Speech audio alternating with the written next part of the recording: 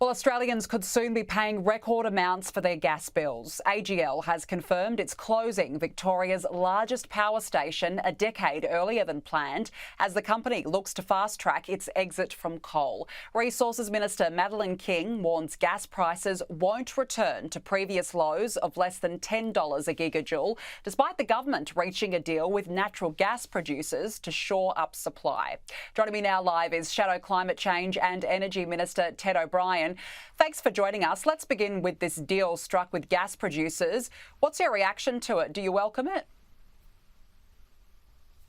Danica, while I welcome any deal that's going to see more gas in Australia, what I really heard yesterday from the Resource Minister was a concession that Labor will indeed be breaking the core promise it took to the Australian people only about 4.5 months ago, and that was to reduce power prices. To reduce power prices for households and for businesses. That was confirmed yesterday by the Minister, that prices are only going to continue to go up. And after having told the Australian people that they had a plan, indeed we find out that the new Labor government has no plan whatsoever. That's the big takeout from yesterday's announcement. So should the government then have pulled that gas trigger? Well, I said, I think on day one in this role, which was some months ago now, that the government should threaten to pull the gas trigger. But then we had the Energy Minister, Chris Bowen, not just refusing, but disparagingly talking about that trigger, saying that it's a blunt object, it can't be used. It took over 2 months until eventually the government realised it needed to make that threat of pulling the gas trigger. Now, that paved the way for the deal that was announced yesterday. What the government has to start doing is focusing on getting more gas developed in Australia. It's not enough just to redistribute the gas that is already being developed. We have gas basins in Queensland, in New South Wales, Victoria, Northern Territory. These need to be unlocked, but this Labor government have been demonising gas for years.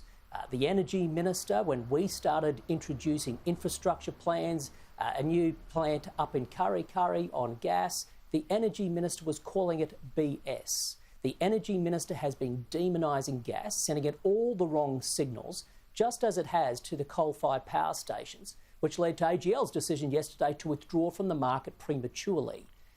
As that happens, we know from the Australian Energy Regulator, we know from AEMO, the market operator, that we need more gas coming into the system. That's what Labor must focus on in creating a plan. But it's the absence of the plan that is really being exposed. I guess many Australians will be looking at their bills now going, this is going through the roof. How long will Australians have to suffer then when it comes to the cost of gas? Well, unfortunately, Australian households are looking at their bills and they're saying, because they're saying it to me, Danica, well, hang on, I thought the new government were going to get prices down, not have them go up. And it's not just households, by the way. It's not just the senior citizens who have really struggled through winter. I have been out there on the shop floor of industries for months now. Every second day, I'm in a company talking to them about their power prices. We are talking about key manufacturing businesses in Australia that might shut their doors, and their operations go overseas, by the way, probably China and India, that are higher emitting countries. So bad for climate change, but absolutely woeful for local economies, for jobs, for our competitiveness as a nation. So we have both businesses and consumers screaming at the moment because they are under pain because of power prices.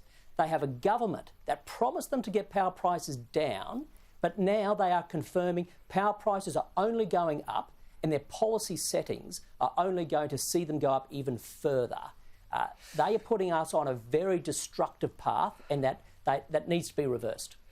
Coal-fired power plants are closing. We heard yesterday about the early closure of Loy Yang A.